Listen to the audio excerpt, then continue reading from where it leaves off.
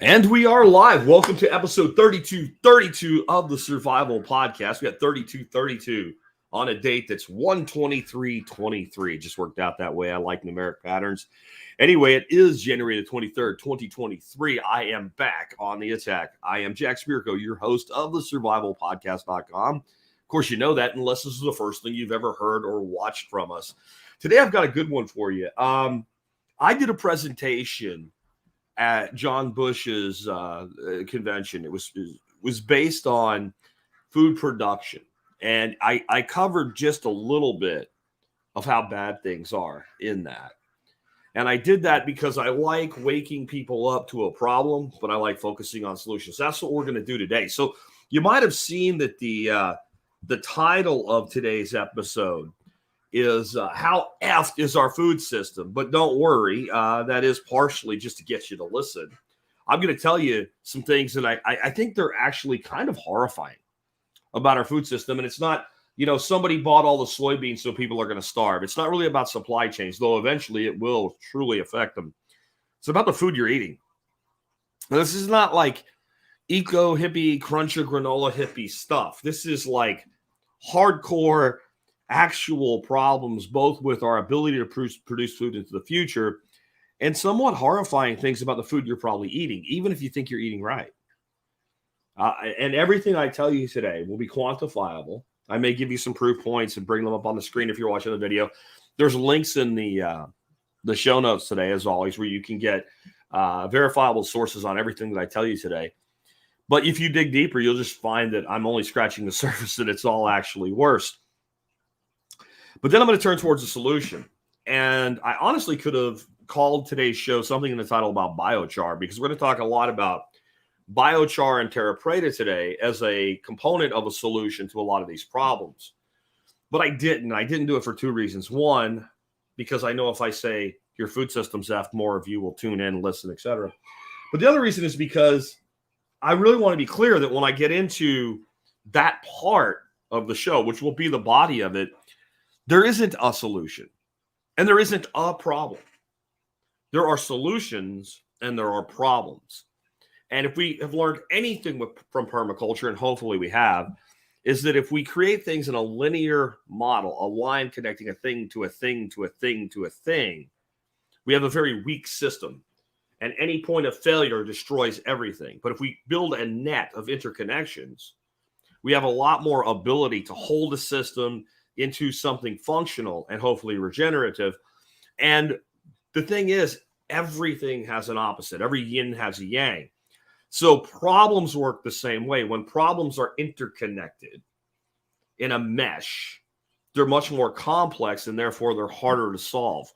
And if we come at a problem that is a mesh, trying to solve it with a linear line, we'll never do it. And this is why there's so much dispute and argument and nonsensical bickering on, if you want to put it that way, our side of things, because everybody's trying to champion their thing.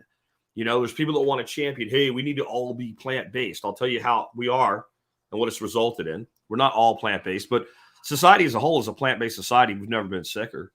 And it's not just the diet. It's not just the plants. It's not just the type of plants. It's what's in them. We have people like me that are primarily carnivore. And we have some people in that school of thought that want to ram that, no pun intended, down the throat of the vegan or whatever. We don't have time for any of that. And we do not have time to be fighting amongst ourselves when we understand the full weight of the problem we're facing. We really don't. And hopefully that'll all make sense today. So when I go into the part on biochar, and I'll tell you, there's going to be a whole series. My ears are still plugged up from travel. Sometimes that happens to me, even if I don't go on an airplane. But we're going to go into a whole series on biochar and go deeper into this subject. And I'm also going to be talking to you in the future, not really today, but how, if you want to really become an expert at something, do you know what a solution would be? Do you know how you can get a better education? Listen to podcasts, go to YouTube, whatever. Like, that's all great. But really, if you really want to know something cold, better than you would if you took a whole college year on it, do a podcast of your own, even if you don't do it for the purpose of having a profession as a podcaster. That'll be coming later, maybe this week, maybe next week. Anyway, let's start going here. Before we do, I want to go ahead remind you about our two sponsors of the day. They do a lot to help take care of us and make sure that we are here for you. And today's sponsor today, number one today, is John Pugliano. John is a member of our expert council. He's a really good dude, and he's one of us. He's not just an investment manager. He's actually a homesteader, ham radio operator. He's answered all kinds of questions on investing on the show, but occasionally he'll also take one on something like casting bullets, because he does that, or ham radio, or other things too. And his philosophy of building wealth, and that's why he calls it the Wealth Steading Podcast, is we should grow our wealth the way we grow a garden. You keep making it better across time. You keep growing. And every time you put effort into your garden, you only do it because you expect something to come out of it. And I wanted to we've never done this before, give you a few names of some recent episodes of this podcast. Controlled burn of the economy. That's kind of serendipitous, giving some of the stuff we're going to talk about today, though he means it in a different way. Recession. Millionaires are pulling back spending. Performance improvement. Keep a journal. What do you want to do when you grow up? And where to park cash reserves in a turbulent stock market. Those are just some of the recent episodes of the Wealth Steading Podcast. Check that out and learn more. And I mentioned I was just down with John Bush. We had a great event down there. I got to meet Zuby and JP Sears and Mark Moss. I'll probably have JP come on the show sometime in the future. Definitely be doing more with Mark Moss. We'll see about Zuby. I didn't get to spend a lot of time talking to him, but I did get to talk to him. But John told me he's got something new coming up, and he asked me to be part of it while I was there. We all know that the people in power, and they're part of the problem we're going to talk about today, they want complete control. And one way to do that is to implement CBDCs, that's central bank digital currencies. John is going to be doing like a week-long series of webinars with experts, including this crazy guy in a hat right here in the picture. That would be me, talking about what to do about this. And you can attend it for free. That's right. I said for free. It's not for sale. It's for free. And if you want to know more about that, there's a link in the video notes below if you're watching the video.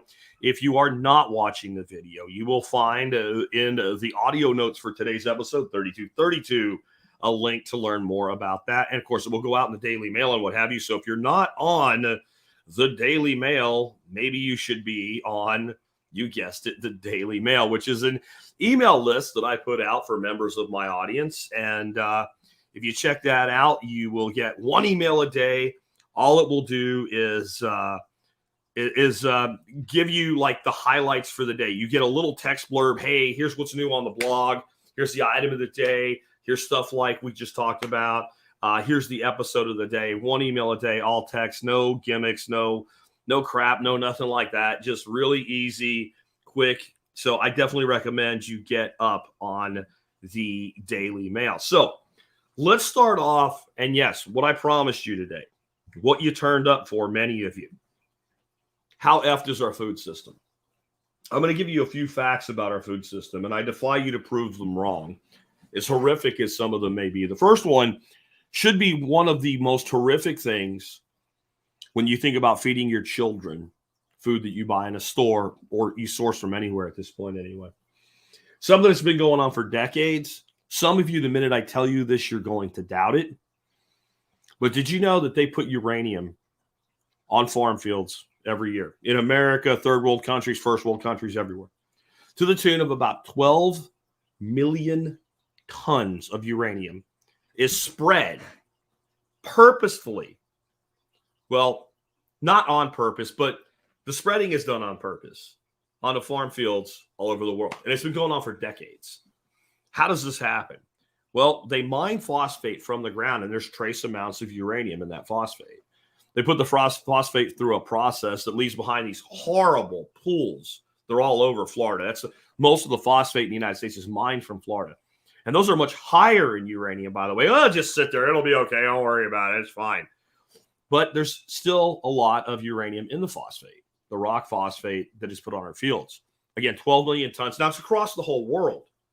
But this has been going on since we started mining phosphate, which is a very, very long time. And we keep adding more and more phosphate to our fields. And the reason we do this is because we're destroying the biological activity in the field. So we often have, if you actually tested how much phosphorus was in the soil, all the phosphorus the plant could possibly need is there, but the biological process is dead. So you have, think of a type 2 diabetic. They're not really a diabetic.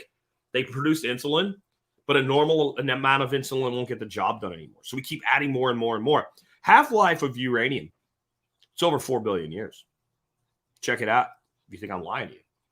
So what happens when you put 12 million tons of something on a field that doesn't go away? And it's heavy, so it stays put year after year after year. It accumulates. So basically our farm fields are radioactive at this point. Is this a new thing? No, this should be on the news every night, but it won't be because they don't want you to know about it. Bill Mollison lectured on this. I listened to a PDC that he did back in the early 80s, somewhere around 83, 84. And he said this was already a problem. It was so bad that you would never get rid of it. I'll tell you a way today. Maybe we can't get rid of it. Maybe we can lock some of it up and mitigate. But your food's radioactive.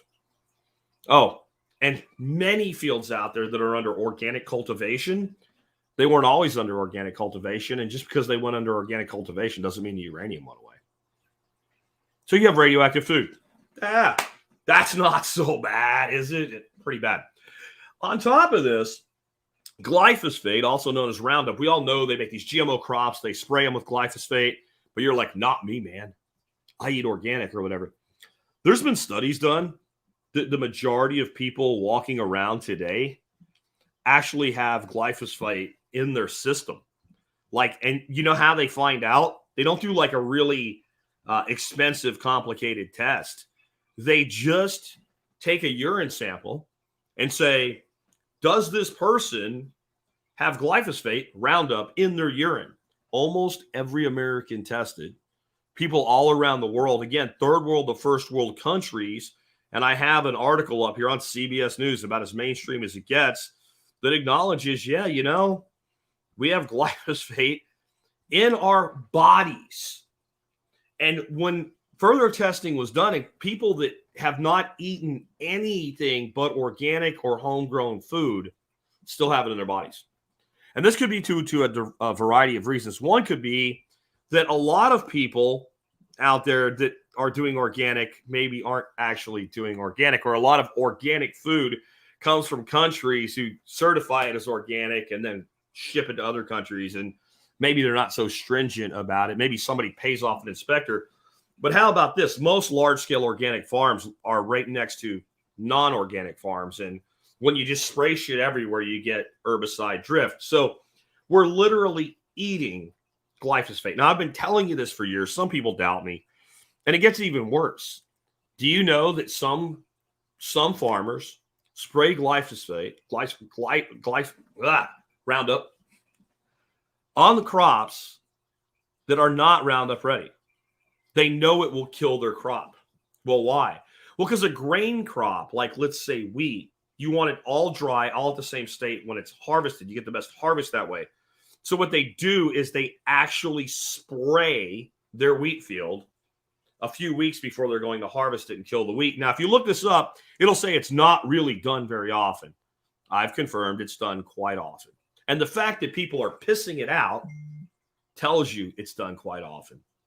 So we have radioactive food and we have Roundup in our bodies because there's so much of it in our food.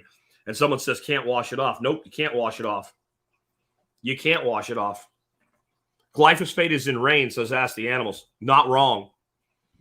It's in our very systems, and I don't mean our bodies now. I mean our systems, our ecological cycling systems now have this chemical that's been sprayed in the metric shit ton.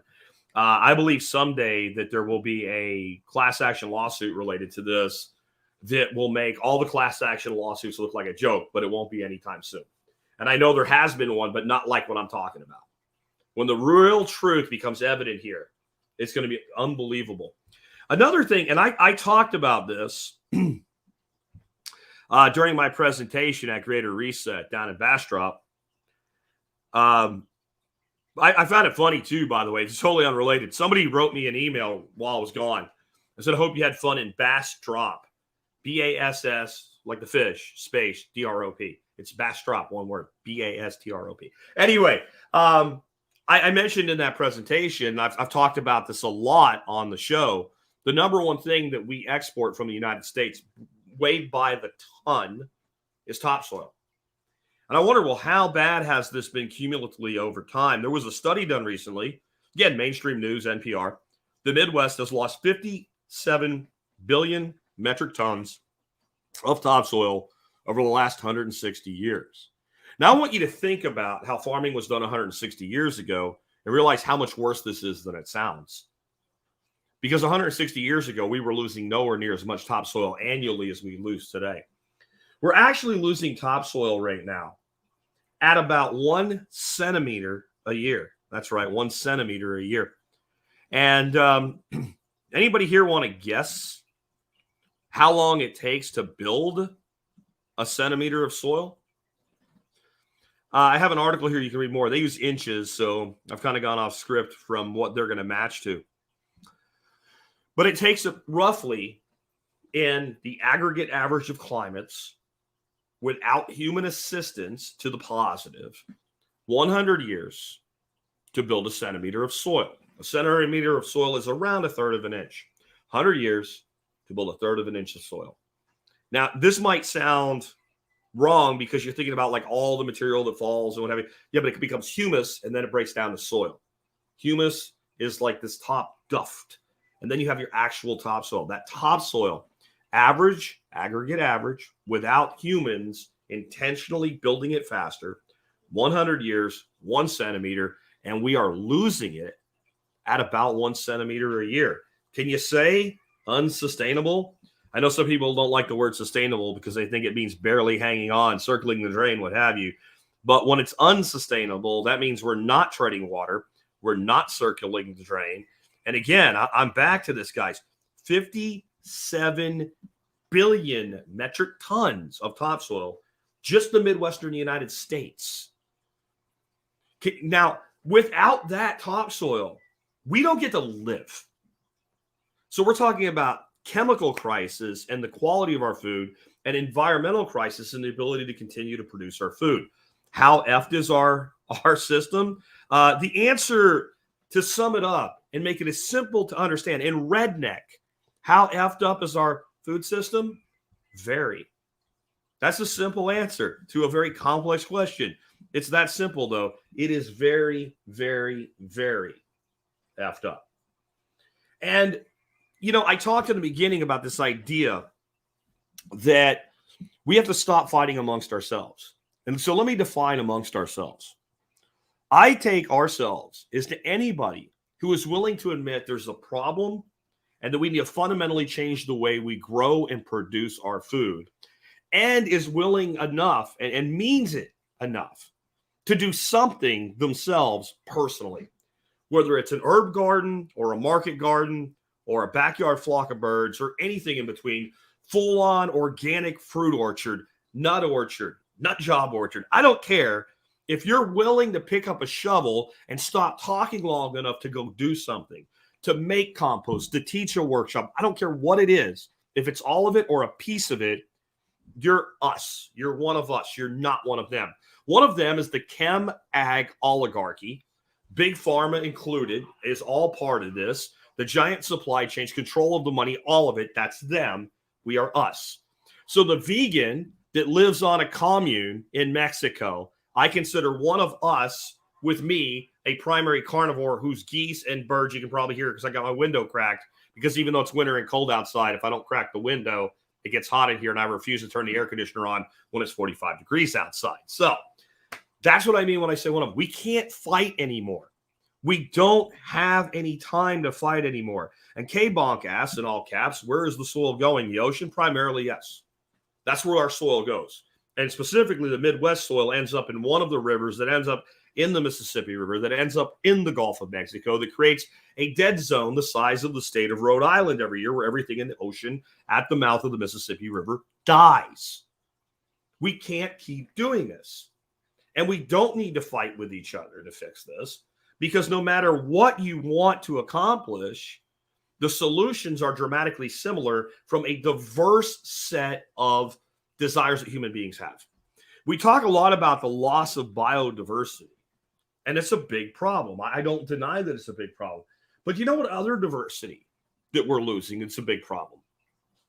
The diversity of technique, the diversity of knowledge. All these subsistence farmers all around the world We think of them as primitive. They're not primitive. They're incredibly sophisticated. I'm about to turn the corner here. We're going to start talking about something called terra preta and biochar and the techniques for soil building that lasted for centuries in South America in the Amazon River Basin and how we can use them today. And a lot of that knowledge you're going to see when I start telling you, well, here's what they did and here's what it did and here's how it worked. We don't know. We're guessing. I'm even going to bounce some ideas off you that I've gotten by examining how I'll do this myself and saying, well, maybe it's not what we think at all, but it is what we think. Crazy? You'll find out. We lost that knowledge. We lost so much knowledge from the native peoples of North and South America, but we lost knowledge of, we have echoes of the knowledge. For instance, there were systems in the areas like where Slovenia, Croatia, et cetera, are today, where subsistence farming was done with 3 ponds. One would always have baby fish. One would always have fish to be harvested that year, and one would be dry and grazed. Does that sound? If you heard it before, you're like, oh, yeah, I know what he's talking about. If you didn't, you're like, that's insane. No, it wasn't. It's very simple. They drained a pond. They put down seed for grazing. They grazed the pond. The manure from the animals that grazed it resealed it. And then they drained the pond and harvested the fish. The baby pond became the fish that would be harvested the next season. And they continued to do that. And this worked almost in perpetuity forever until, well, we stopped doing it because we figured out how chemicals and combines and things like that work. There's so much we've lost. But what's even, to me, we can look back at that and say, we as a species solve problems. And sometimes our solutions make worse problems, but we sometimes do this in ignorance. Today, we are ignoring all these little subsistence farmers that still have this knowledge and these echoes of knowledge, and we're putting them under. We're putting them out of business. We're turning the whole world into a giant plowed chem ag facility. Under the name of saving the planet, we're doing the thing that's actually killing it. So for a guy that tells you all this CO2 global warming shit is BS, do I not sound like an environmentalist? Hold on to that thought because it's really going to come together about midway through today.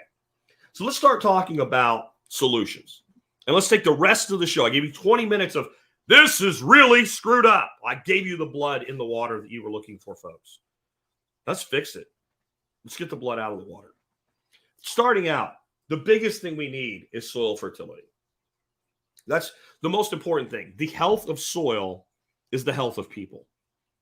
I don't say that to sound intelligent or to sound philosophical or to be quotable. I'm sure somebody else's, I'm sure somebody else's have said it. But if you want to see the health of people, look at the health of their soil. And as the soil health declines, the health of the people declines. Do I need to prove that, or can you kind of just take that one and accept it, right? The health of the people is directly corresponds to the health of soil. If you don't eat plants, you eat animals. What do they eat? They eat plants. Where do the plants come from? The soil. There's an old joke. What kind of farm do you have? I got a dirt farm. All right, got a dirt farm. The truth is, all good farms, whether they're actually ranches raising cattle and sheep or pork, or whether they're growing grains or fruits or nuts or vegetables, are dirt farms. And not really dirt farms, soil farms. Soil farms. What we do is we take care of microbes. Somebody just brought up microbes. We take care of microbes. Microbes contribute to all the cycles that result in good soil. And good soil grows nutritious food, regardless of what's eating it and whether we're eating it directly or indirectly. Fungi, bacteria, nematodes, other microbes, all of these things work in conjunction in what's known as the soil food web. But I like to simplify things. So I have 3 words that sum up what we need to do to restore fertility to our soils in a regenerative way. And they are build, hold, increase. That's it. When you take over a piece of land, whether it's a small backyard in suburbia or a small market garden farm that you want to roll up or that broad scale acreage, you're going to have to build fertility. Most of the time, you have to build fertility from almost nothing. Why? Because almost 100% of land that you are going to acquire has not previously been under a good soil management program. It just hasn't had one. If it's commercial ag, it's probably worse than if nothing was done. So you're going to start with either a blank slate or a very weak system. So we're going to have to do something initially to build that fertility. And obviously, every year we want to add more fertility to the soil. through natural cycling. Sometimes it means bringing in inputs. Sometimes it means making our own inputs on site from other materials on site, but we want to increase. But the most important thing is to hold. And up until recently, my primary viewpoint on how to hold nutrient was one, we need tree-based and shrub-based riparian components. And I still believe that. So we don't want all fields. We want trees, shrubs, bushes, vines. Even if we have open fields and we're doing annual cropping or grazing like that, we still need to do things like silvopasture, rows of trees, animals graze in between, because that will hold, and earthworks. These have been the two primary means by which I have taught how to hold fertility on the land so that as you build it and increase it, you're not still at a net loss. If I'm exporting a centimeter of topsoil a year, I have to build 2 to stay ahead, and no one's doing that. Not on an ongoing regular basis, especially on a broad scale. So I have to hold it. The other way to do it was by building a strong soil food web with lots of humus in it that would hold on instead of let things blow away, using things like mulches, etc. With biochar, and I'll get into that in just a second, I found another way, because it's the primary thing that biochar does is hold that fertility in the soil. It actually provides no fertility.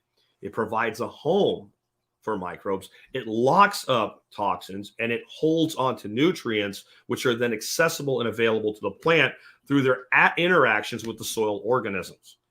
So it becomes our magnet within an overriding strategy of hold. It doesn't mean that we can go out and flat plow, shove biochar in there and everything will be okay. More on FUD and misinformation and rig studies in just a minute. So but I just want you to get that in your head. If you come away from this today and that was interesting, but if I said, what is the philosophy of building soil and managing soil fertility properly? And you can say, build, hold, increase, boom, home run, you get an A+ for today's test. All right. That's that important. Next, we need backyard gardens, small producers, all the things the permaculture people advocate for. But we also need to do this at a macro level, a broad scale. Only doing this at a broad scale will stop 12 million tons of uranium from being added to our farms every year over and over and over again with an accumulation that is frightening, right? Only doing that will stop, metric shit tons of our soil from going into the ocean and causing dead zones. We can't only do the little. And I'm going to actually turn to focusing on the little right now. But we always need to be calling for the broad scale to match what the small scale is doing, because until we do, we will not fix this problem. And we may build our little islands and pockets of fertility and proof points that it works. And that's going to be really important in the future. But we have to keep calling for, keep pushing for. It's way more important than who you vote for, what political ass clowns in power. You have to understand the power structure doesn't seek to solve problems. They seek to maintain power, which means they only solve problems when problems fully and completely and wholly threaten their power. We're headed for that point. It gets really ugly when that happens. We need to be ready, and we need to see it as an opportunity. One thing that John said that kind of made the crowd down at the convention in Bastrop go at the Greater Reset, oh my God, I can't believe he said that. He said, I'm grateful for Klaus Schwab. I'm grateful for the Great Reset. I'm grateful for Bill Gates, all these oligarchs. I'm grateful for all of the FUD around the COVIDs. I'm great.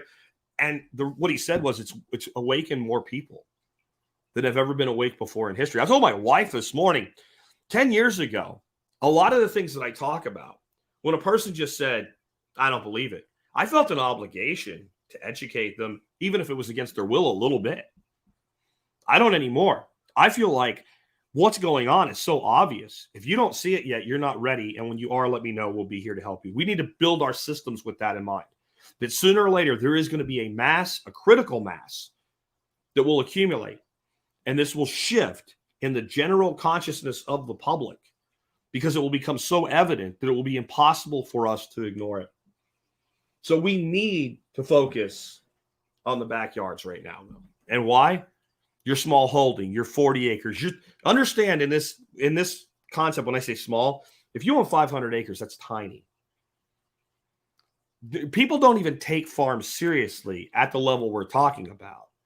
until we're talking like 30, 40,000 acres. That's what these guys take seriously. That's what T. Boone Pickens meant in the 1970s when he told America's farmers, go big or go home. And when they don't have farms that are that big, these farms all around the world that the World Economic Forum is involved with and all the bankers are involved with, and they're loaning them money and putting them on the hook, they think of them collectively at that size, even though they're individually managed at a smaller level. And so that's what big is. So if you're doing 150 acres, God bless you. I mean, New Forest Farms that Mark Shepard is doing, which is amazing, is only 110 acres. It's tiny in the scale of ag we're talking today. So from the 50 square foot garden up to the multi-hundred square foot, we're in the world where we can make a difference. And if it's so important that we change the big, then why do we focus on the small? Because we can. You can go outside in your backyard today and make compost. You can go outside today and put in a garden that won't erode and leach soil and nutrient. You can change what your family eats in your backyard. And only by doing that over and over again consistently and teaching others and being successful will you do what they always talk about when they talk about using warfare: win the hearts and minds of the population. That never seems to work, and it never seems to work because when you have guys walking around with guns and pointing them at people, even if they're not shooting anybody at the moment, it's very clear that we are here by force. You can't eject us because we're here by force. That's why it never works. But when you feed people, you just might win their hearts and minds, especially when it's better food than they get anywhere else. So let's go into biochar now. See why I didn't call the whole episode biochar. I want to start talking about this from the standpoint of terra preta and biochar. As I begin, I want to talk about the fact that there's a lot of FUD out there that biochar doesn't work. It takes too much work, takes too much energy. It's an excuse to cut down forests, etc. And people will point to studies that say, well, we tried biochar and it didn't work. Have you learned anything about how you make a study not work? I mean, did you pay attention for the last 3 years to some medical studies that didn't work? Did you notice like you leave things out that are kind of important to the hypothesis? The hypothesis is these three things work together to solve this problem, and you put one of them in your study, you use it at the wrong time in the wrong dose, at the wrong state, the wrong way, with the wrong patient, and then you say, look, it doesn't work. See, we tried it. Well, how did they do this with biochar? One study in Germany, for example, what they did, they took 3 fields, denuded, shitty fields that nothing really wanted to grow in. They took one of them and they got a whole bunch of chemical fertilizer and they put it in the field. They got another one and they took a whole bunch of organic fertilizer, which was mostly chicken shit, and they put it in the field. And they took another field and they just put biochar in the field. Now, if you know anything about biochar, you already know that's not going to work. And the people that did the study knew enough about biochar to know it's not going to work. It holds on to nutrient and it holds on to minerals and it prevents leaching of said same out of the soil. So how is it going to do that if none of them are in the soil? So they rigged the study to fail. And you'll find when you start digging into this, people citing things like that. So just be aware of it and just write it off as the bullshit as it is, because an entire society went from a couple 100,000 people to tens of millions of people in a place that is one of the least fertile places in the world, the Amazon basin. People think the rainforest is the most fertile place in the world. Nothing could be further from the truth. The soils of the tropical rainforest are the most fragile soils in the world. And you can't crop them for very long before you denude them, and you have to let the jungle come back. That's slash and burn agriculture. It's a horrible practice. If it's done by small groups, it's actually pretty harmless. But done on scale, which is being done to do today, to grow soybeans, it's a horrible, horrible ecological catastrophe. But yet, somehow, millions of people with no fossil fuels, right, with none of the modern conveniences, grew a great society, many great societies in this place using biochar as the primary means by which they did it. There's more to it than that, and we're about to get into it. But just understand the FUD is there. Don't worry about it. I also want you have to do something else. And K-Bonk's asking a question. I'm going to star it for later. If you want to ask a question or make a comment you want me to comment on, do what K-Bonk did. You'll see it right there in the live stream, all caps, and I will star it for later. I'll come back to you. Anyway, our time preference. I talk about it with Bitcoin. We have to have a longer time preference. The shirt I'm wearing today says bring back seventh generational thinking. When we had hard money, we thought out that far. But what if we were thinking in centuries? What if we were thinking in millennia? What if we didn't want above all things dollars? If you think about it today, we measure wealth in dollars. No matter what you buy with it, whether it's a farm that you own and control, or a Maserati or a Lamborghini or a Ferrari or Corvette, it's still the dollar is the means by which we get there. Something interesting about the societies in South America, this is not a judgment of capitalism by any means. It's just the truth. They didn't have money. They didn't think in terms of money. They thought wealth was the ability to feed yourself and to feed your family and to feed your community. That was their primary means of wealth. It was the main thing they worked for. So what if instead of worrying about how much can I get tomorrow, you were worried about how much will be here for my great, great, great to the nth degree grandchild? You might do things a little bit differently. You might do some things that make us very, very hard for us to understand what these people really did, what they actually did to build this soil. Because now we can look at it and say, there it is. Gee, I'll show you a picture in a bit. Let's dig a hole. It's 6 foot deep. It's still there, and it's still biologically active, and it's still functioning, and we can grow stuff in it today, even though nobody took care of it forever. And it's not the rainforest, because we go over here where nobody did it in the rainforest, and you can't grow jiddly jack. How does that work? And so my viewpoint is all the research, all the scientific knowledge, all the theory of today, and how they built this stuff we call terra preta, which is black soil. And it's terra preta de Indio, which is black soil of the indigenous in Portuguese, is where the term comes from. And we're still thinking, even if we're thinking 2-3 generations, we're still thinking a very short time horizon to what may have led, not to the discovery, hey, this works, let's do it, but to the method by which it was done. Because there's some things in here that no one has been able to answer yet. And I'll throw some theories at you about them today. But please expand your time preference to at least 10 generations, not even 7, as we have this discussion now. Here's how we think Native Americans, and I'm speaking specifically of the Amazonian region, made terra preta. We think it kind of went like this. They had these places where they were cooking and doing community cooking and throwing all their charcoal. And when they kind of like wore that area out and they moved, they noticed everything grew really good there. So they got an idea. Hey, this charcoal and these pottery shards and these bones, and maybe everybody taking a dump in there, throwing animal carcasses in there because it doesn't stink because the charcoal keeps the stink down. Maybe we should do this on purpose. So they started to do the following. They would dig a pit. And then they would cut down trees, branches, shrubs, trimmings, whatever, carbon, woody mass material. And it could be small. It could be things like, corn stalks and corn cobs, maize, as it's actually properly called. It doesn't have to be big hunks of wood. Anything that's carbon can make char, biochar, biological char. Real quick on that, the difference between biochar and charcoal is biochar is taken to the extreme. About half of the carbon in the item remains. The other half is gone as part of the paralysis combustion cycle.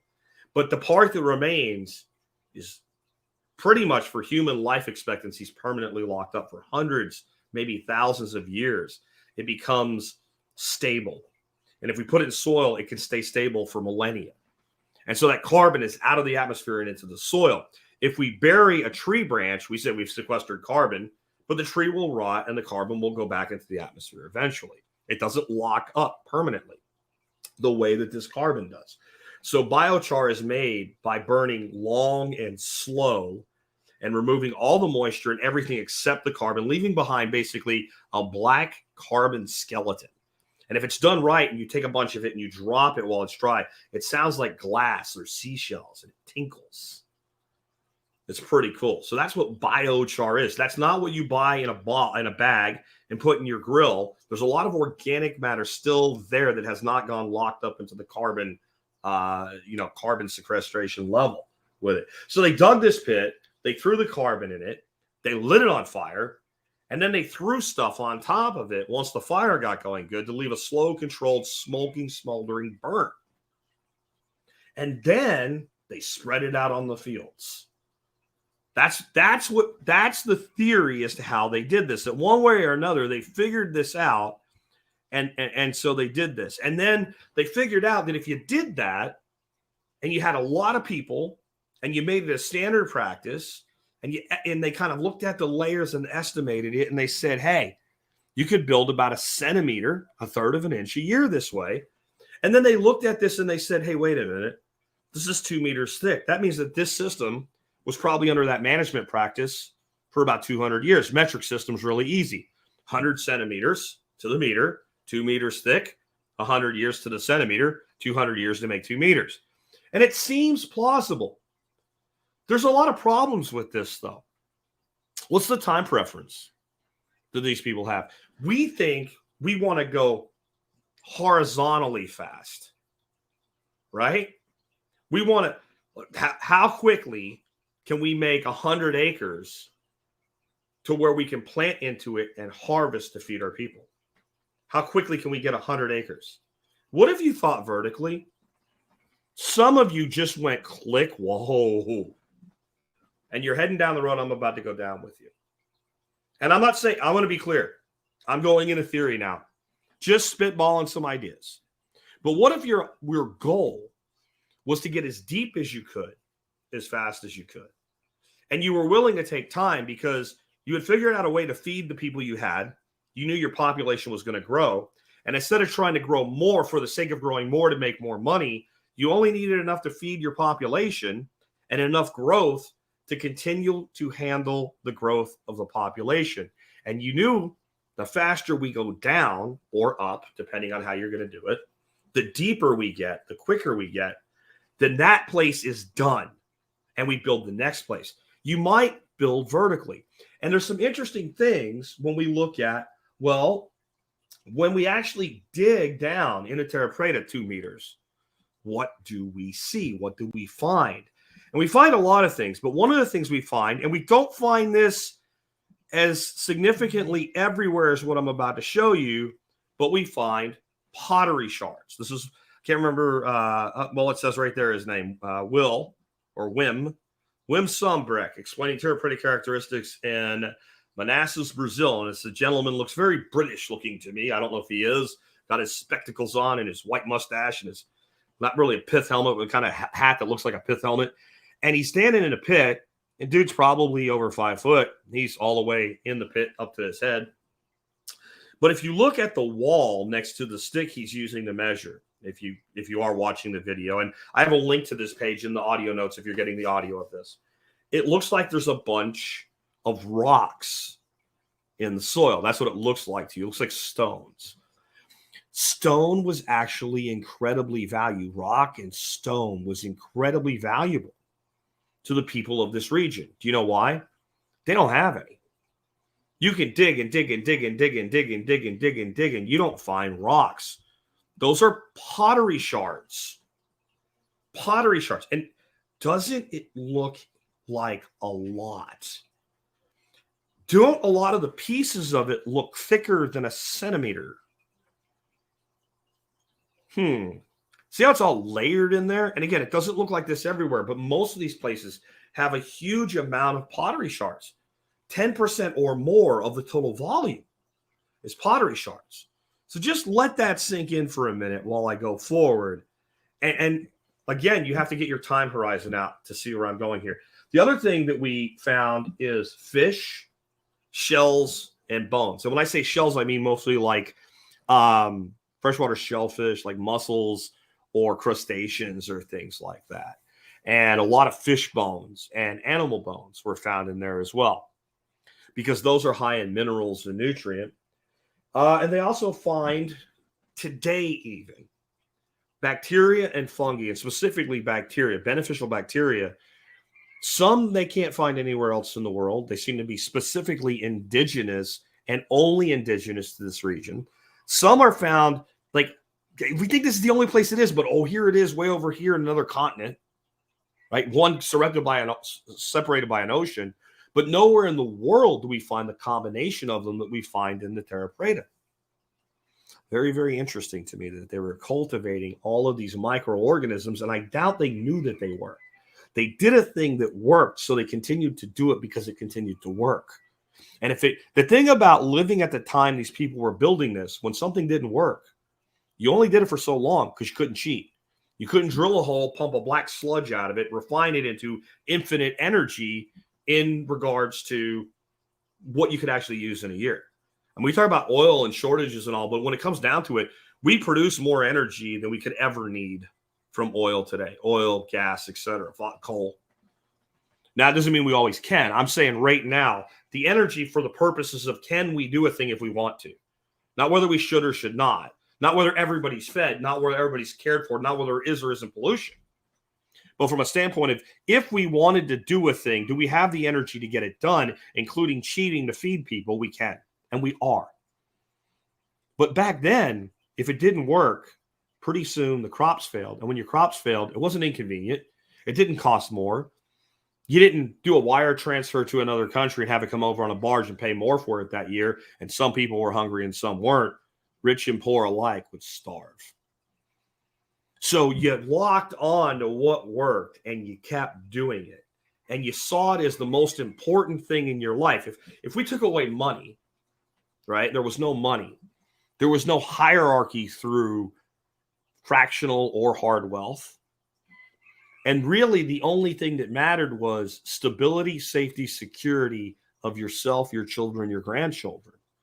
Then you might take a different view as to what you were willing to work for, where you were willing to invest your labor, and what you were willing to give to it. And so I ask you, how do you get that much into the soil of pottery shards? If we think about it today and say, if I want to completely replicate Terra Preta, and I have an acre, and I want even just a foot, let alone 6.5 foot, right? I want a foot, and I want 10% of it to be shards of pottery. Don't you immediately see a dollar sign and then like the Ghostbusters not symbol across it? Like this is not fine. This does not make financial sense. What are you going to do? Order a truckload of pots and smash them on the ground? But what if you lived in a place and you had all the human labor you could use, and the human labor was all centered around the idea of making sure we can feed ourselves? And you're removing lots of earth and soil, and you had large clay deposits. And you could make half-ass shitty pottery for next to nothing. And you had to move around a lot of dirt, fish bones, human waste, and biochar. Might you just not use clay pots for that? What else would you use? Animal skins would be really valuable as clothing. I don't know that you'd want to use that. You don't have the wheel. I guess you could make a sled, but you still need something to contain it. Might you not just use pottery? And might you not have people that they pretty much make pots every day? And might those people not have to not be really great? Might you make pots that they don't need to be all decorative and beautiful like some of them? They're just like half-ass pots. And if they're unglazed, right, they're just dried or kiln dried because you're burning a lot of shit, might you end up with a whole bunch of pots that you carry shit around in, and eventually they get a crack in them, and what do? You smash them on the ground. And these middens that they used to have, these pits that were the genesis of the idea, don't you think a lot of them would have ended up in there? And then don't you think somebody might have went, whoa, hey, maybe they even looked at it spiritually. What did the gods want from them? They wanted charcoal. They wanted bones. They wanted human waste. And they wanted clay pots. Well, might not some gifted organizer say, when the pot cracks, throw it on the ground and smash it up? Now back to my idea of growing vertically. See, what I learned about biochar is that we have to charge it up, is what some people say. We have to give it nutrients, and we have to give it microorganisms. If we don't, when we put it in our soil, it will steal it from the soil. Not really. What we actually have to do is make it easily inhabitable by soil microorganisms. And giving it some nutrient mineral doesn't hurt either. And there's all kinds of ways to do this. But the simplest thing you can do is when you make compost, put about 10% or more biochar in the compost. By the time the composting is done, you're good.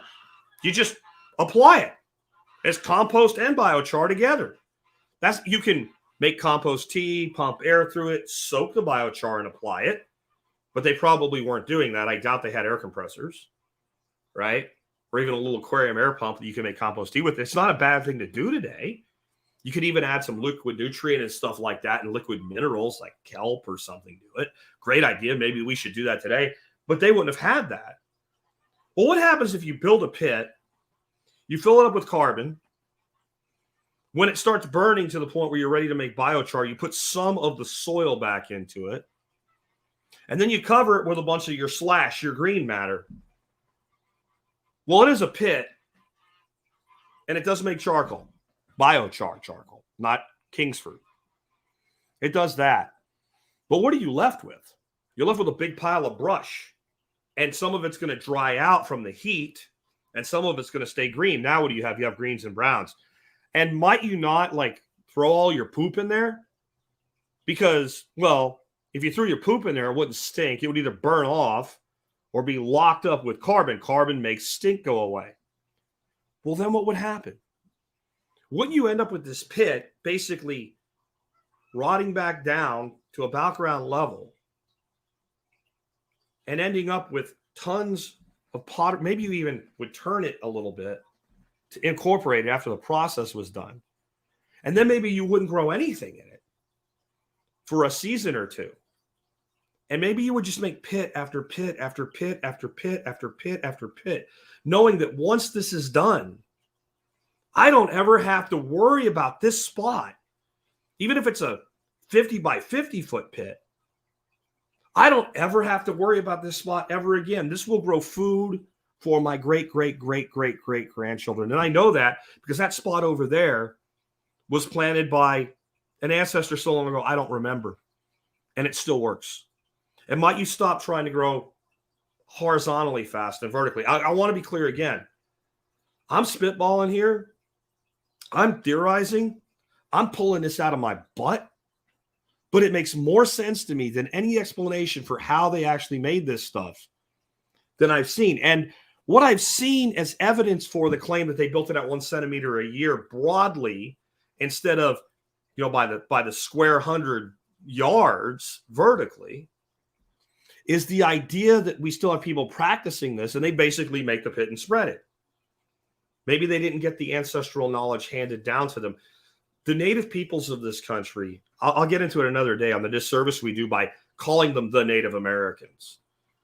That's like considering people that are from Patagonia the same as people that are from Pennsylvania today. It's actually far more insulting because at least those people communicate over the internet, right? And at least there's been all this colonization done today and this kind of homogenization even amongst these diverse and varied cultures. At the time that we're talking of, they might not even have been aware that the other one existed. And we lumped them all in together. Well, when colonization happened and diseases got spread and all the other horrible things that happened, something terrible happened again. A lot of the knowledge that even the people that are native descendants today pride themselves on having was broken and lost. It had to have been. So those people may just not know. They also don't have the time preference and the time horizon. Remember what I said about the population. Much has been done with the research to determine there was, a couple 10,000, then a couple 100,000, then a couple million, then tens of millions of people maybe, or even more. Well, that all happened over time. There was plenty of time, if your preference is right, that maybe these things were built vertically. Doesn't mean we can't kind of build more horizontally today, but it's an interesting thing. I'd be interested in talking to some researchers about this and bouncing that theory off them, including if they could tell me, well, we know that didn't happen because. I don't know that they do. All right, so how can we use biochar? Again, I want to point out, we don't really need to charge it up, inoculate it, all of these things. What we need to do is make it ideal for to be habited for habitation by microorganisms. Here's some easy methods. Like I said, compost tea. You make compost tea, You brew it up for a day or two. Lots of oxygen pumped into it. Basically, you take something like a paint straining bag, you hang it in a 5-gallon bucket full of water, and inside the bag is good quality compost, not shit you buy from Home Depot, Lowe's, or from a mass market, something you make yourself or get from a trusted source. You blow air bubbles into it, and you can do that a variety of ways. And then you take that and you completely soak your biochar in it. And once that's done for about a day, you apply it. Yeah. And you're good. You're golden. The other way is to compost it. And there's a couple ways you can do this. When you make compost, you add it to the compost when you're building the compost pile. The other way you can do it, if you have compost and you have biochar, you can take something like a big tub, and maybe you're going to add 10 buckets, whether it's little buckets or big buckets, 10 buckets of compost to your garden. And then you might take 3 buckets of compost and mix in 1 bucket of biochar, and then let that sit for a couple weeks and let it sit as compost and biochar together, and then apply it. So if you've already made your compost, or your compost is already composting, you don't want to tear it apart to add the biochar, you can do that. And you can do that to ad hoc add it. You can cycle it through animals. Animals seek out and eat biochar. I'm not going to get into this today, but there's actually a lot of research being done that a lot of digestive problems and pathogens and things like that, when biochar is either fed free choice or added to feed, when it passes through an animal, it actually fixes a lot of those problems. Well, they don't eat the biochar and get absorbed into their body as a nutrient. It actually sucks things up and it goes out the other end. So if you were free choice feeding charcoal, like minerals, right? Like if you have free choice minerals and included charcoal, or just made charcoal available to cattle or sheep, and they're eating it, then it's being deposited along with their other generous gifts to the land, right to the land, already as inoculated as you could ever want it to be. Now, we know the natives in South America weren't doing this because they didn't have those types of animals in their systems. If you've ever wondered why don't they have the wheel, it wasn't very practical. Without roads and draft animals, the wheel doesn't make a lot of sense to a society like this. Sleds made more sense to deal with the elevation and things like that. Imagine trying to use humans to pull a wheeled vehicle up a giant steep hill, or worse yet, control it on its way down. Sled type features made a lot more sense. You could build simple braking systems into, because they had the wheel. The Indians of the southwestern United States had pottery wheels. That's an axle, 2 wheels, one you spin with your foot, the other one the pot goes on. Other tribes had similar systems. And they had toys. In Central America, we found all these toys, right? All these like places in Central America and Northern South America, we found these little toys that kids played with, and they had little wheels on them. So they knew how a wheel worked. They just didn't use it, mainly because they didn't have draft animals. So they didn't have concentrated animal feces to work with. We do. We can add that. That's one of the things I like about it. And we can and likely should add minerals like rock dust or kelp somewhere along the process to even supercharge it further. But we know we don't need that because we know that's not what they did. But I would say there's probably quite a bit of mineral when you look at ceramics and you look at fish bone and you look at game bones and you look at human waste, etc., that was going into their systems. It's pretty amazing when you think about that. And so biochar does many things. Green Country Agroforestry said it, charcoal stops diarrhea pretty effectively. It does. It's interesting. But one of the things we know it does is it actually locks up toxins to the point that they become inert. Something else does that. Good compost.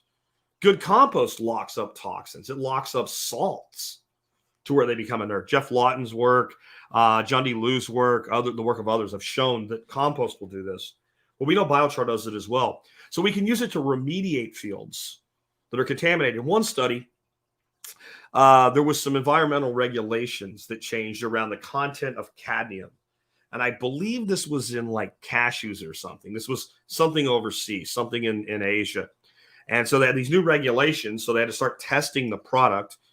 And one of these orchards, they tested the cadmium and said, that's too high under the new regulations. Oh, gee, that means you've been eating cadmium in your cashews. And it could have been pistachios or something. I don't remember. So don't hold me to this. But I know the basics were they got an idea and they had drip irrigation for this orchard.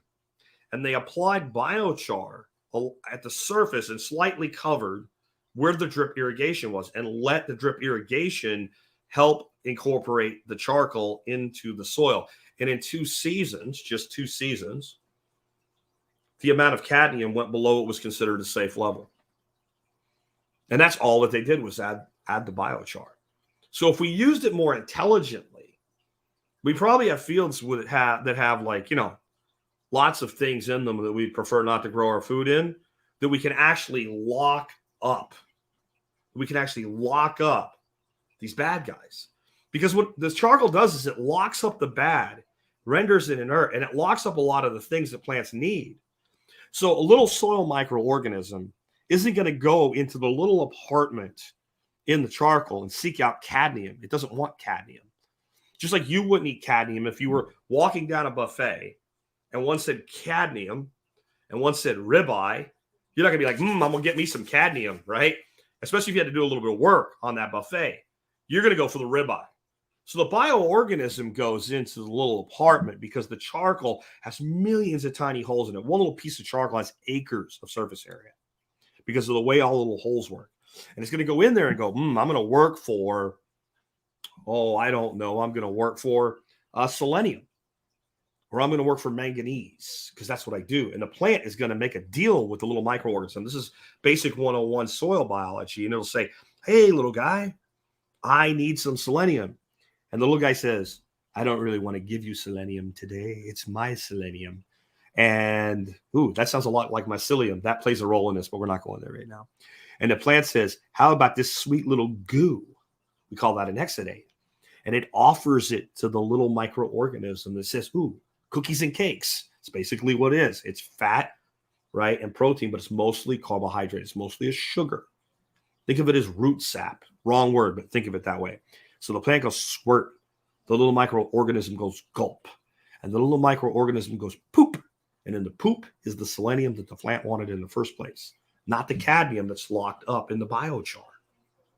Imagine a system this elegant, and you start to have a complete, total new awe of planet Earth and the place that we live and how wonderful it is and how screwed up it is that I had to tell you the shit I had to tell you at the beginning of today's episode. This is what biochar can do for us. But let's say it didn't do that. Let's say it didn't do all the wonderful things that it does. Here's something you can verify yourself that it does because you can weigh it. One of the reasons we need to soak biochar either in water and then do something else with it or put it through the composting process or what have you. If you make biochar and you put it on water, it floats. It's what's called hydrophobic. We don't want it to be hydrophobic. We want it to be hydrophilic. Hydrophobic means I'm scared of water.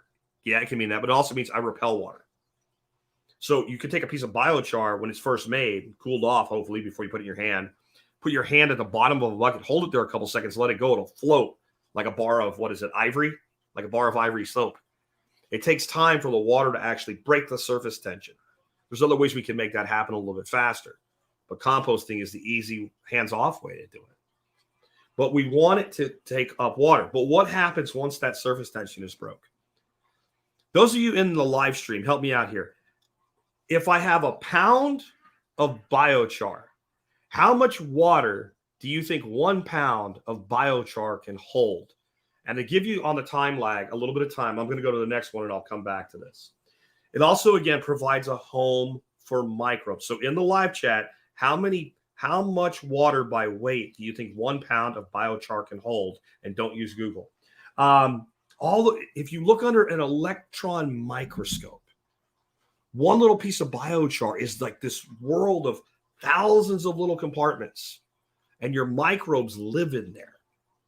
They live in there. We got 1.6 and 4 on the answer. Bamboo calculator says half of a pound, and it continues. And none of you are right yet, I'll tell you that. But it is a home for microbes. And because it locks up the microbes that lock up the nutrients. Got people saying 10, also wrong. Little high. I'll give you a hot cold on this one. 10's a little high.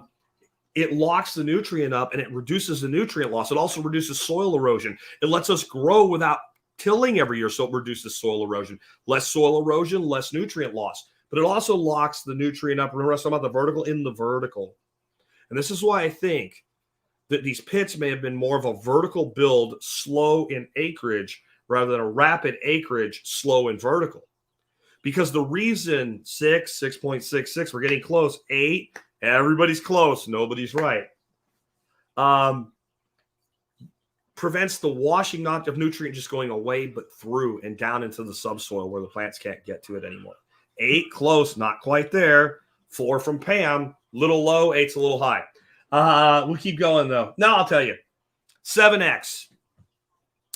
A pound of biochar will hold just Leaf Desi says 7 pounds. And I think I'm going to give her credit because by the time lag, she said it right when I said it. No way she would have got it. 7 pounds. 7 pounds. So that's just under a gallon. 8.3 pounds to the gallon, I think. So 1.1 pounds, call it, holds a gallon of water. So for every 1.1 pounds of biochar that you incorporate into your garden or your farm, you can hold an extra gallon of water. People buy like expanded shale that doesn't even come close to that just to reduce irrigation requirements. And you can make biochar from anything. Starting to sound pretty cool, isn't it? And I want to just say one more time before we move on. Some of these places in the Amazon basin, we know that soil was made 500 years ago or more. In fact, all of it was made that long ago or more because we pretty much wiped out the people who made it about 500 years ago. Some of it has been pretty much just left there for 1,000 years. And when they find it, they can plant into it and it still grows. It holds that. Remember, what did I say? What are the 3? Do you want your A+? Build, hold, increase. Nature will increase if we build initially and hold infinitely. Nature will do even that 1 centimeter. In fact, this is something I just picked up today. Now, I think this can be abused, this fact, and it probably is. They're mining this soil and selling it as potting soil. It's a horrible thing. But what they're finding is they take some of it, and if they don't go like all the way down and take it off, they skim it. Then soil builds on top of it relatively quickly that's extremely fertile. That's the biology spreading into it. So what happens is once this stuff exists, all that humus that comes down, it actually is taking the biology up into the humus. If you build and hold, nature will increase. That needs to be in a book somewhere. I'm probably not going to write a book on soil fertility. If you build and hold, nature will increase fertility. That's just the way nature works. But you have to build and you have to hold. Okay? So I also want to talk about like biochar. What is it? And what are the outputs? I'm going to tell you that there's some kilns. I'm going to be covering a lot more of this in the future. It's a fascinating subject for me. But there's actually 4 primary outputs when you make biochar. And all of them are useful. In a small backyard kiln, right, like a cone kiln or a pyramid kiln or a top, I don't remember, you light it from the top. It's a barrel thing with a second barrel on the inside. All of those, you're pretty much going to get one major output, and that is biochar. You will also get heat. We'll get to that in a second. But there's going to be limits to what you can do with it. But when we scale up and we start to go into commercial level production, which is where all this is headed in a huge way. There's 2 other outputs that we get. One is what we call wood vinegar. You probably have wood vinegar in your home, in your pantry. You call it liquid smoke.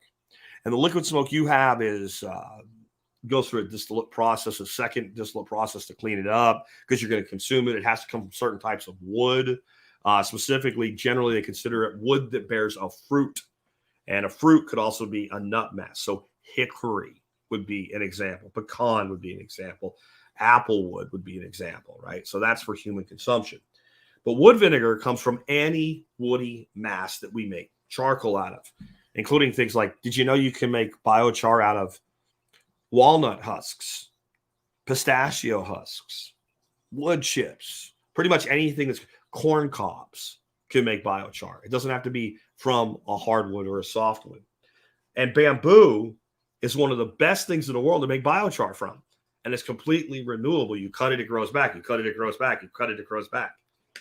That's why people are so in love with it for building and floors and stuff like that, cutting boards and what have you, because it's such a renewable resource.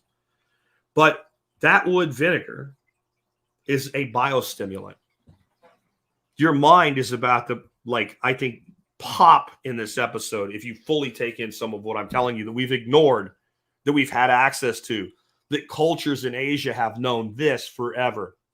If you take a very small amount of wood vinegar, 4 milliliters to 25 milliliters, and add it to about a liter of water and spray it on a plant, it will massively reduce the amount of pests that will attack it. They don't like it. It forms like a little bit of like a wood tar. Smoke. Think about smoke. Bugs don't like smoke. They don't like the smell of smoke. They run away from smoke. They stay away from smoke. You sit around the fire. If it's not a big billowing smoke that makes you choke, just a wafting smoke, the mosquitoes leave you alone. It works so well. The one big caveat is if you're putting it on a plant that produces a flower that needs a pollinator, make sure you stop doing it and you don't do it too close to when you need pollination, because it might actually even chase the pollinators away. But it's also a biostimulant. What does that mean? It makes plants grow. How about this? One of the reasons that California is so screwed with its forests is this misguided hippie bullshit that we can't let anything burn anymore. We can't let anything burn anymore. The most amazing biological thing that you can look at in California, in the Western United States, is a sequoia and a redwood. Do you know they will not even produce a seed unless they're exposed to smoke? Proper burns in woodlands, big mature trees, they don't burn.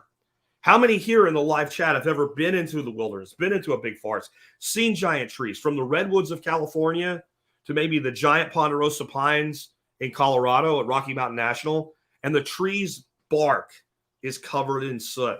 I'll have to dig through some of my pictures. I have a picture. It looks like I'm holding up a giant tree. It's a huge ponderosa pine, and you can't even see the stump that the other tree came from. And what happened is the one that looks like I'm holding up is totally black. It's a giant piece of, you guessed it, charcoal. It really is. It was dead. When the fire came, it did burn. And it was weak at the bottom, so it fell.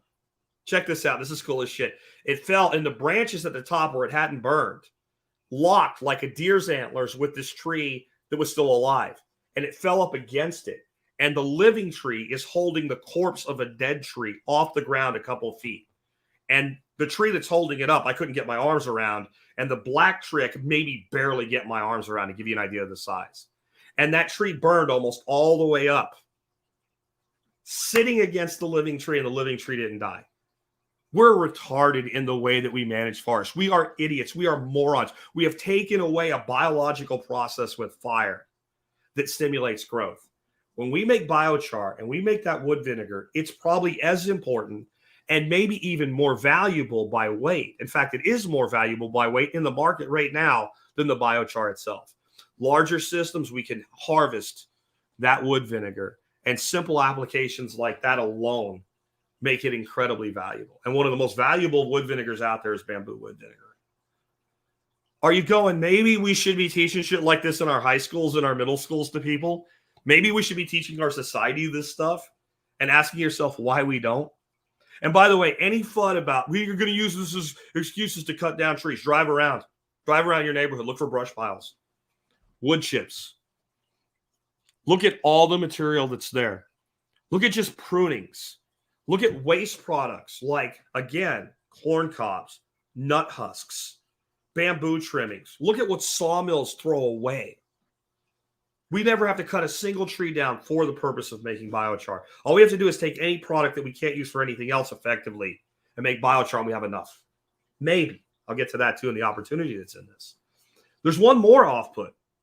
One of the reasons that we get this incredibly efficient burn is that it makes wood gas. We call that syngas. Not sin, S-I-N, like the devil made me do it. S-Y-N, syngas, synthetic gas. Well, it doesn't all burn. It doesn't all, let me put it a different way. In the right system, it doesn't all have to burn. It can be harvested and burned to do work, or it could be harvested and bottled and pressurized to do work later. Nana City Farm, I got your question, even though you didn't use, I don't think it's a question, but it's a good point. I'll make sure we do it. Jesse, I'll throw yours in for the future as well. Okay. So we get this gas Now, if we were doing something like making biochar on a farm or in a greenhouse operation, we could save this gas and use it to generate our own electricity or to run a vehicle or to run equipment or to run electrical equipment on a generator. Or if we wanted to monetize the energy that we couldn't sell, we could mine Bitcoin with the biogas that comes as a byproduct from the system. In fact, we could use only the gas that we don't have another use for, so that we're always making a revenue model. We make the model financially sustainable. Don't worry, I won't turn this into a Bitcoin breakout. That's all I'm going to say. We could do that. Either you understand how valuable that is or you don't. Definitely something to look at, though. Last, we get heat. Now, we do get that in a backyard situation. We could cook while we make biogas. That's about it. But in a more, even a pretty simple redneck engineered system, what if we had a greenhouse? What if in that greenhouse we had some ponds because we were doing aquaponics or wicking beds?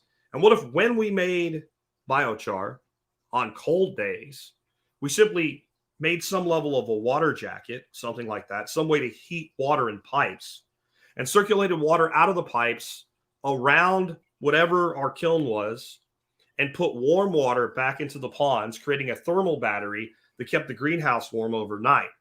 We might even run the kiln inside the greenhouse at night to keep it warm, just as an example. But if you're making heat, you have the power to do work. You could use it to dry things. You could have a system that's burning something that's not dry enough to make good biochar, but the residual heat is used to dry the next batch. Think of all the ways that heat can be used and how sometimes heat's a problem. I don't want heat in my greenhouse in August, but what can I do with it? So there's 4 major outputs: biochar, wood vinegar, syngas, and heat. Oh, by the way, all these assholes, right? I'll get to that. That'll be my last piece. I'm going to save this for a second. But the Bill Gateses of the world, they want a lot of biochar now. I'll tell you why in a minute.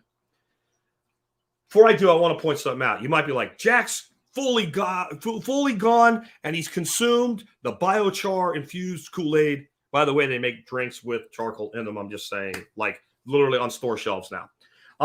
No, I want to be clear something. Biochar is not the solution. It's a solution. Other solutions: rotational grazing, fodder systems, composting in general, garden and market garden scale systems, small scale solutions, dealing with existing race streams. Like, there's so many ways that we can make things better with function stacking. There isn't a solution. This freaking humans have this giant 3-pound brain, but we act like we have a teeny tiny little mouse brain. We have all these problems. Here's a solution. Do you not, when you just think about it that way, think about how stupid that sounds. Here's 20 problems. Here's a solution for all of them. And what happens? Remember I said we don't have time to fight anymore? People find their thing. Somebody finds something like Korean natural farming and IMOs, indigenous microorganisms, and that's the only thing we need. Not everybody's going to do it. Not everybody's going to use biochar either. It's okay. Will it work anywhere? Done right, I bet it will. Does it make sense everywhere? Probably not. Does it make economic sense everywhere? Nothing makes economic sense everywhere. Is everybody willing to do the things that need to be done to make it useful? No. It's a piece. All of this is a piece. But it has a huge advantage as a piece of the puzzle. And that's where I was going, and I cut myself off there a second ago. The mainstream is getting on board. The mainstream is getting on board. So these geniuses decided, we'll fix the planet, and we'll do it by reducing the air that people exhale, CO2. It's the only problem. Even the true believers in AGW, climate change by CO2, are starting to realize that even if they were right about that, some of the other shit I gave you today is actually bigger, more catastrophic environmental threats to humanity and survival of the planet. But they did it. They sold it for 40 freaking years. They're getting their carbon offset bullshit trading market in place. And it turns out a lot of these companies that are pushing it are like, yeah, we got what we, oh, well, wait a minute. There's not enough clean energy for us to buy to offset all the energy that we use. I'm talking companies like Apple and Microsoft, et cetera. And there's not a good, viable way to truly offset your carbon. Investing in windmills, turns out, just doesn't do it. There's not enough windmills, and it doesn't offset enough because they don't have the payback that you've been told they have. And it's not as bad as the other side told you either. It's somewhere in the middle. But it doesn't work out. It doesn't pencil out. So Microsoft, as an example, has a bid out. I don't remember for how much, but it's like just they want more biochar and of a certain grade that is available. One source. They don't even know what they want to do with it. Maybe Bill Gates wants to put it into all his farmland. I don't know. But I mean, they're putting it in a road base now. They're putting it in the walls because one way or another, the carbon's locked up. Now you might think, what a waste. Well, maybe. But what if we created a market here where the person is making biochar? They use all that they can use in their own operation. They sell all that they can to people that don't want to make their own, but can use it for agricultural purposes. But there's a market that just like you can sell copper, junk copper for X dollars a pound, or something much cheaper like zinc for X dollars a pound. There was a market for all the surplus that you could just dump it and have it paid for. And the better you made it, the higher quality, the higher the grade, the more you could get for it. I can't go into that today. We're already an hour and 20 minutes deep. But that's coming. So now your community level farm on 2 acres right in the heart of the city is harvesting the waste streams that are all around it, growing food locally, selling to the people that live there and to high-end restaurants, making biochar, building soil, selling composted soil in addition to that. And whatever they can't sell, they can just dump as a commodity. And somebody's got to do something with that waste. And if you're worried about carbon in the atmosphere, this really is the best carbon sequestration method that exists. And you're never cutting. Don't ever let anybody tell you it's an excuse to cut a tree down. There is way more waste than we could ever need to do this with. It will never, ever, never, ever, never, ever, never, ever, infinity, never, ever, infinity be justifiable to cut down a tree, at least one that doesn't grow back. Because there's a lot of other ways we can do this. Like I mentioned, fodder systems. If you're growing sheep or rabbits or something, and you're planting your Nick Ferguson threemium, right? I'm going to come up with a name for that. The threemium, I like that. Fodder trees, which is your hybrid willow, your hybrid poplar, and your white mulberry, and you're cutting it on a regular basis to provide fodder. What you're going to find is that you're cutting a lot of leaves and really small stems that your animals eat, and you're cutting stuff that's like as big as your thumb, maybe as big as your wrist, that the animals don't want. You make biochar out of it, and it's a carbon, not carbon neutral. This is carbon negative. When you take a piece of organic matter and you turn it into biochar, 50% of the carbon in that thing is locked up for longer than 10 generations of humanity at least. Depending on what you do with it, maybe for all intents and purposes forever. So it's carbon negative. It's the only easily accessible form of carbon negative offset. Even farming is carbon positive because when you put all this organic matter in the soil, much of it comes out. Oh, you know what else you can do with it? You make your compost pile and then you cap your compost pile with it, and all of the gases that normally leave your compost get absorbed into the charcoal. All that nutrients harvested, it doesn't go in the atmosphere, it gets sequestered with the carbon in the ground.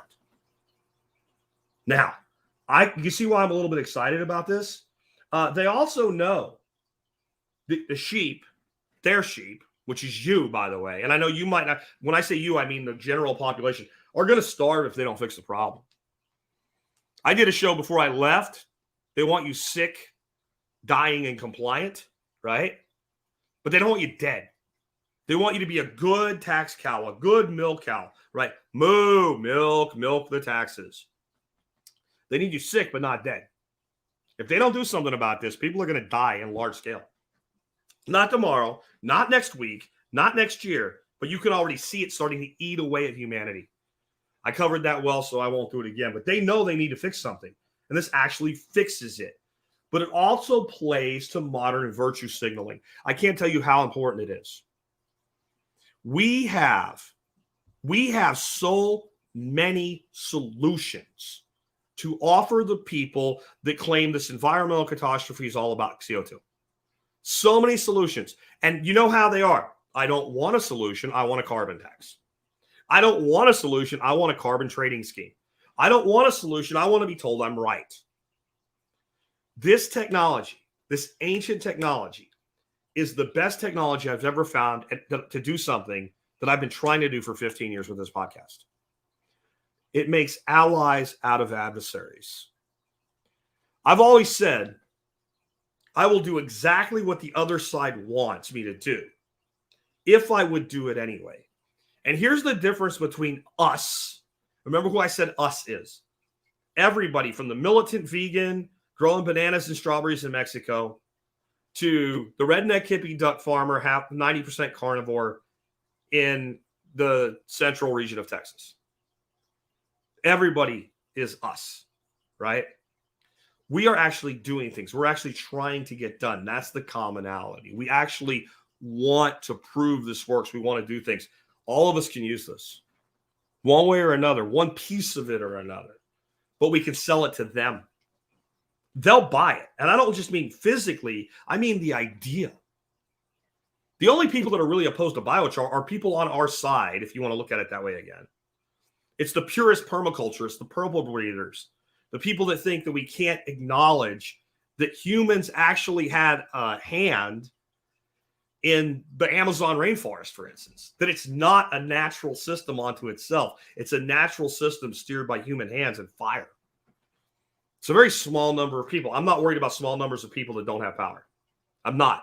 Not when it's in opposition to what you need to get done that's the right thing. You just go do it.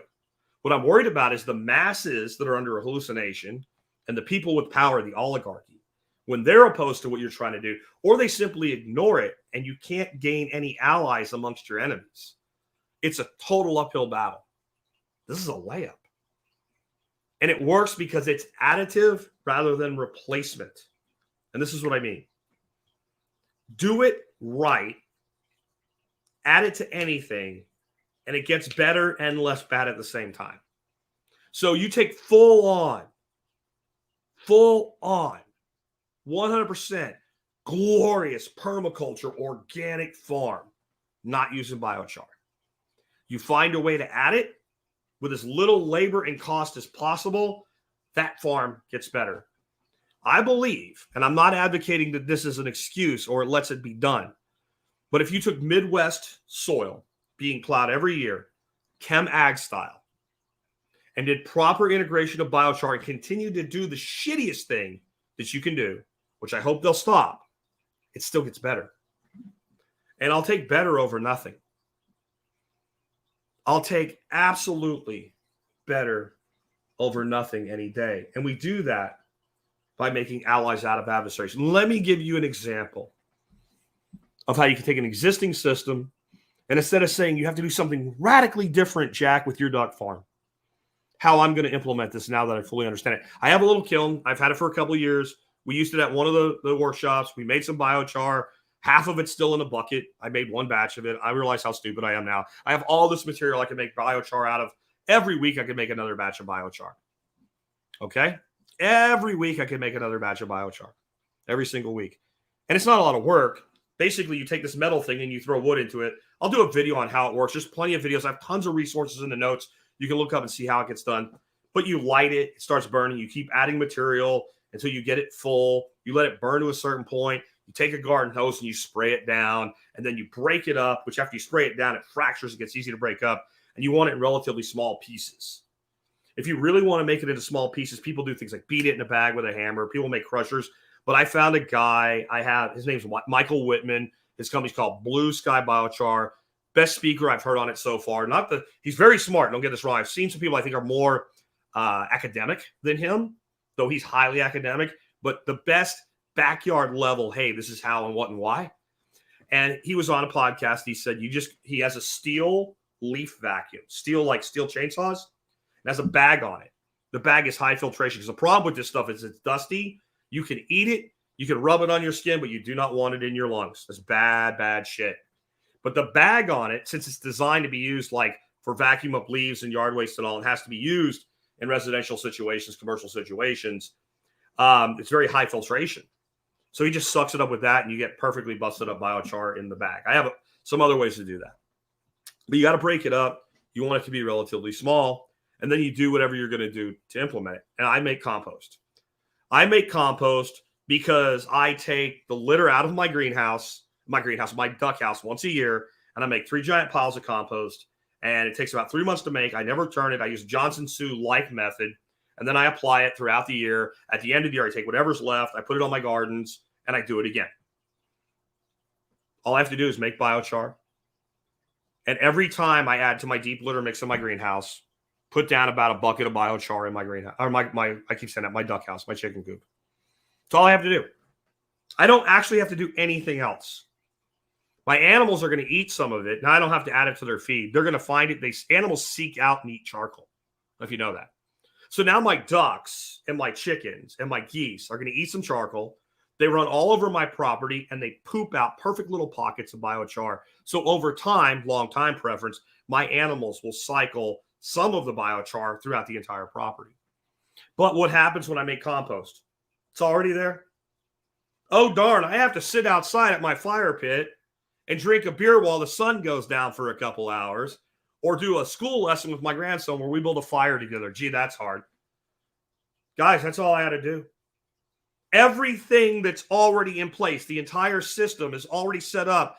All you find is the insertion point. And I believe if you look hard enough with a little creativity, you could probably, if you have a good system, you can find an insertion point. Now, here's another thing that we can do. I have a pit. I throw all our food scraps in it, all of our kitchen waste, some excess carbon. I throw all my water plants I feed my ducks and chickens into it. And when I make my compost, I take some of the litter, I put it in the big ring that I build to make my compost. I wet that down, and then I take a shovelful or two, and I add it to that, and then I take another layer from the duck house, and I keep doing that and alternating them. Yeah? And some stray carbon and stuff like that, too, I do this with. Okay, so I can also throw biochar into that pit. Again, now I'm going to get more consumption by the animals, more depositing. And I'll get your question, trial and error, in a Q&A session coming up in just a second. Good question, but it's super easy. It's not even a problem once we do the types of things I'm saying. But before I turn corner to Q&A, what else can we do? Biochar aside or with biochar. What I love about a topic like this is it cracks your brain open. I spent 4 hours driving down to Bastrop, Texas last Wednesday, and I researched before I left. I found everything that I could listen to that seemed like it was great to listen to on the way down. And when I got down there, Ken Berry looked at me. He was back in the green room for the speakers, and he said, "You look like you're onto something." Not on something, onto something. And I'm like, I need an effing whiteboard. The ideas that I have of how to tie this together, to monetize this, to create going concerns with it are insane. I gave you 1% of what's in my head today. I'm not even exaggerating. I gave you 1% of what I could give you on this topic today in an hour and a half. And I've just gotten started. I love this. And even if what you come up with is, outside of this, if it cracks the brain open, the mind open, if it changes the thinking, just when I figured out, holy shit, maybe they didn't grow horizontal, they grew vertical. It's paradigm shifting. It's absolutely paradigm shifting. All right, so let's take a few questions. I'm going to go fast with them. I'm going to take trial and errors first. This is a great question. How do we keep it out of our animals' lungs? If we're mixing it into litter and things like that, it's not a problem. It's when you're bashing it and mixing it and whatever. It's also really takes in moisture really fast. So if you're spreading it into your litter or mixing it into food or something like that, it's going to absorb moisture. You might want to take your bucket that's for that purpose and let it sit for a few weeks to even a few months, longer time horizon, because even just sitting out in the atmosphere, it begins to start absorbing moisture in time. I can tell you the stuff that I have left over from a couple of years ago has plenty of moisture that it's taken out of the atmosphere. I can tell just when I touch it and when I feel it. When you make biochar initially, if you did it right, again, it sounds almost like glass crystals or ceramics or something like that when you mix it up. And it did when we made it, and now it sounds like thudding because it's got moisture in it and it's not completely dried out anymore. So it won't be a problem if you do it that way. Let's see what else we got. K-Bong says, and who owns Roundup now? A German chem company, Bayer. That's correct. We can stop hammering Monsanto is the worst company on planet Earth because they were wholly purchased and absorbed by Bayer. So Bayer, same people that make your aspirin, are now probably the most evil company on planet Earth. Space Girl says, could creosote be used like biochar? No. Creosote is tar.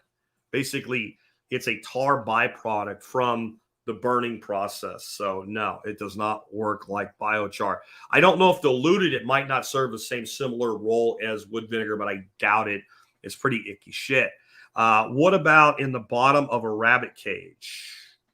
Don't really know what Bill is asking about, but the wood chips and wood shavings that would come out of something, well, no, because the rabbit cage, you go fall through, you don't collect because the urine is corrosive. And so maybe whatever the rabbit poo is falling into, that would probably be better composted. Wood shavings, small particles that mat together, do not make good biochar. A lot of places have experimented with making biochar out of chunky wood chips. And when they do kind of the double chamber method, they don't work. They char on the outside and the center doesn't char. But big, thick, chunky wood chips, like the shit you get from like tree trimmers and stuff like that, in a kiln, like a pyramid kiln or a cone kiln, they can work really well, especially if you mix them with random sticks and other products. So it's not all one big lump, right? So we can do that, but most of that stuff works better as compost and mulch and bedding. Ask the Animal says, can you stack the kiln function and fire pottery at the same time? You make biochar? Probably. I think that there's no limit to what can be done with the heat because the amount of heat produced, even in a relatively small kiln, is extreme. I can see someday the potential that there might be a bakery. If we can get over the fact, here's the problem with this. A lot of things in agriculture can't be in the same place. Like if you want to have animals and food grown in the same place and be a commercial operation open to the public, you're not allowed to do that. You have to separate the animal from the vegetable, unless it's aquaponics. So that it's kind of a loophole, right? But imagine a greenhouse that grows food that it sells like a market. Inside the greenhouse is a coffee shop. So when you have your coffee, instead of going to Starbucks in this kind of industrial environment, you could sit down and drink coffee and listen to waterfalls, maybe some birds flying around, surrounded by basically a farm, all natural. But what if we pumped the heat into a chamber and it was a bakery? I don't eat bread, but many people do. And maybe you had a bakery so you could have a fresh piece of sourdough and a coffee inside a greenhouse growing food. And the bed, I don't think there's any limit to what we can do with that heat if we think about it. Nana City Farm says sunflower stalks make good biochar. I didn't know that. That's great. See, that's an example of if you are growing black oil sunflower, the stalks themselves are somewhat allelopathic. They don't make the best mulch and they don't make the best compost. You put it through the biochar process, and those allelopathic, that means they inhibit the growth of other plants. Some plants are allelopathic. What they're doing is they secrete this, and it suppresses the growth of competitors. And it's not persistent. It doesn't last forever, but it's not something you really want to be making compost out of. Like, black walnut is an example. Something you don't really want to make compost out of. So you put it through the biochar process, and it would be fine. And honestly, I have huge wild sunflower that grow around here all the time, and the stalks are bigger than my wrist at the end of the season. I usually just throw them in the fire pit. Apparently, I could be making biochar out of them. Jesse says, how about Buckeyes? They do say there are certain toxic things that you don't want in your biochar stock. I don't know if because I know Buckeyes can be toxic. I don't know if that would be one of them or not. We'll ask that when I have experts on, because boys and girls, we're going to have some experts on this subject. Josh says, leaves and lawn cuttings? No. Now you're back to kind of being matted up. There's other functions that we can do with those. Green Country says, pump your water into insulated in-ground tanks. Hold it for use on the hot side of a keg when you need electricity. Yeah. Again, however we can harvest and use the heat. You could pump the heat into the ground in a passive greenhouse, just like you do with a solar thermal geothermal battery, where the ground actually slowly radiates heat over time to keep it warm, so you weren't constantly in a cycle of needing to produce. There's a lot of things we could do. Mark says, I saved the black charcoal from a wood stove by screening. Same as biochar. Thanks. Maybe, maybe not. It depends. How was that charcoal produced? The way you can really tell, you should be able to take good biochar, and unless it's really a huge piece of some really hard source material, you should be able to just crumble it in your hands. And again, it should sound like glass crystals to a degree. So I believe that when you pull charcoal out, some of it would be biochar, some of it would still have quite a bit of the organic matter left in it, but none of it would be harmful. And it still needs to be treated the same way biochar is, with, making it ready for soil inhabitants. Faith says, does biochar have a place in the function of unbinding phosphorus so that rock phosphate isn't needed? I bet it does. I think we need people like Dr. Elaine Ingham to investigate that. Definitely. I think that biochar might have a role, when you mention phosphorus, in these awful, horrible phosphate pits in Florida that are full of radioactivity, and binding up and fixing a lot of that. Anyway, guys, I hope you enjoyed today's show. I felt like it was pretty fire. And I'm telling you, we just scratched the surface. Don't worry, I will not change this into, hi, this is Jack Spirka with the Biochar podcast. But we are going to do a series over a couple months, maybe every other week, bringing in some experts on this technology. Michael Whitman, I'm definitely going to get. There's another gentleman named Bob Wells. For those that remember when we worked with Bob Wells Nursery, totally different person. He seems pretty amazing. There are some people that are really freaking switched on with this. And the beauty, yes, TCG Joe says, phosphate pits are radioactive. Yes, they are. Remember when I said when they put the phosphorus on the fields, I don't know if you got to the beginning, that they're putting uranium. They're putting uranium on the farm fields. 12,000 tons globally a year go on our farm fields of uranium. Well, most of the uranium doesn't go on our farm fields in the phosphate fertilizer. It stays behind in the residue after the phosphates are extracted. And those horrible-looking, disgusting pits, in Florida. Just look up phosphate pits, Florida. They're highly radioactive. Now, they're not radioactive like enriched uranium, but you don't want to spend a lot of time around them. Yeah, they're radioactive.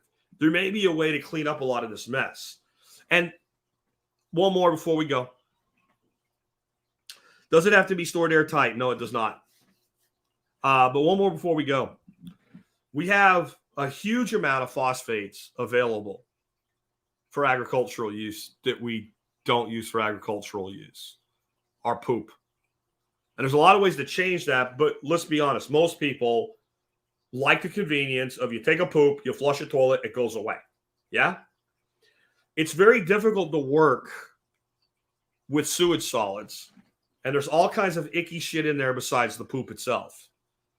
All kinds of chemicals and all. They are developing technologies that will let us take these biosolids and turn them into biochar and lock up that ickiness and possibly figure out how to harvest that phosphate without radically changing the way people live as far as where your poop goes. Because there's simple solutions to that too. But, I'm too civilized to deal with my own waste. My God, what am I? A sheeple? Those people work for me, and they want flush toilets too, right? So there are all types of things that we can do with this.